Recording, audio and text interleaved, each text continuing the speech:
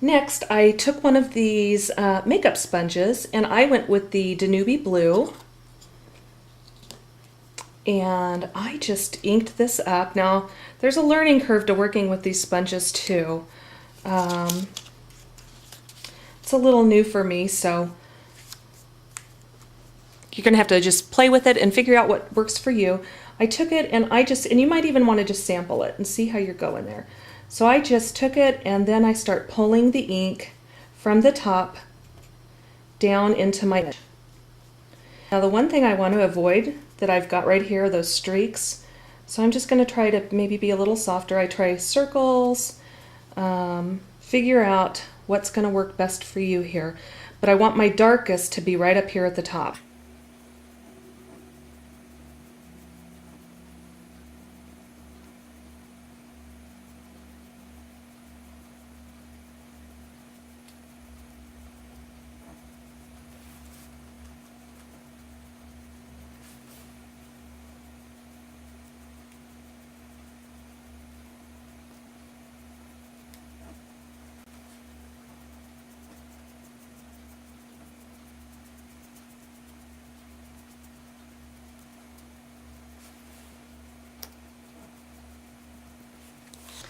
Now, I actually saw this technique on Split Coast Stampers on their brayer backgrounds, the tutorials. And she started with her lighter color brayer, then she went to her medium color and then did a little bit less here and then her darker color up here.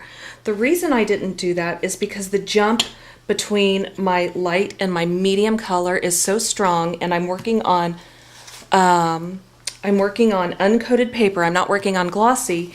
So you can see what happened right here is that I got this straight, just really harsh line. And no matter how I tried, I couldn't get that line to dissolve. So I had to come up with another way to add my color in and work on this paper. And I wanted to work on this cardstock because I wanted to color this with my Copic markers. So I needed to make sure that I had a paper that was compatible. Now I can use my Copics on my glossy, but I don't like the finished result. So I had to adapt to work with my cardstock. Okay, then I took my Paris Dusk, which is my darkest of the blues, and I like this because it has a tinge of purple in the blue, and I think it adds a really nice touch to this night sky in this image. And I'm just going to go ahead and pull that in the exact same way as I did the Danube Blue. Now I'm going to try and be a little more gentle-handed. I've got a really heavy hand, so I'll try to be gentle here and create a really nice glow around the mice.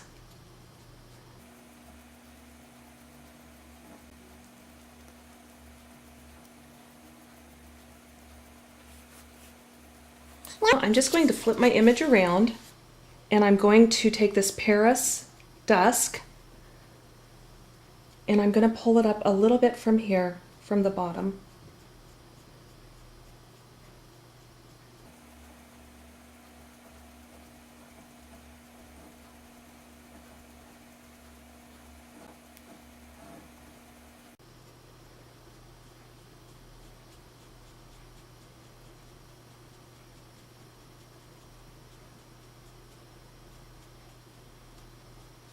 Now you're going to want to make sure that you get this how you like it when you're working around this bottom part here, because once I remove those post-its, I'm not going to go back in and add any more ink.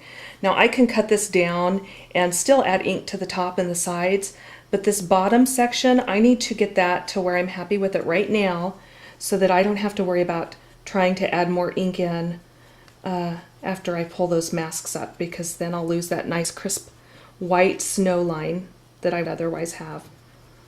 So I've kind of exaggerated that. I've got a lot of that Paris on there. Okay, so now the big reveal.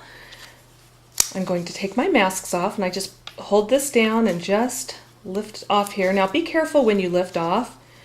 Well, you don't have to be careful, but if you want to reuse your mask, just be mindful of that.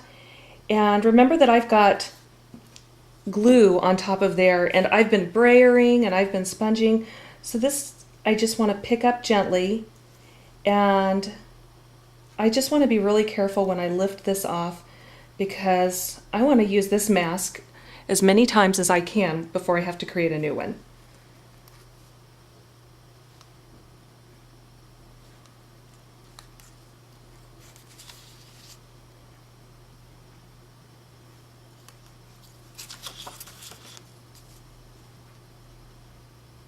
I'm just extra cautious around the tail because it's easy to lose a tail.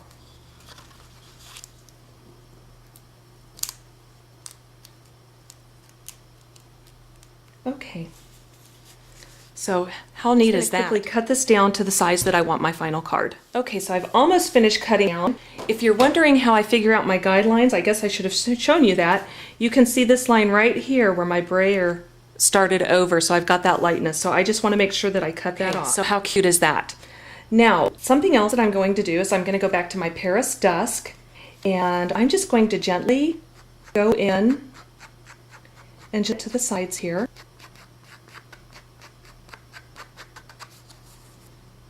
And be careful to not get it down here in your snow area.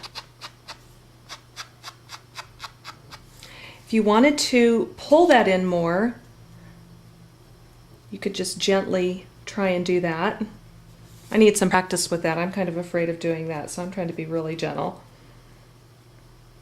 Okay, so there you go. That's how to create that beautiful landscape background using your brayer. When we come back, we will finish coloring this little guy.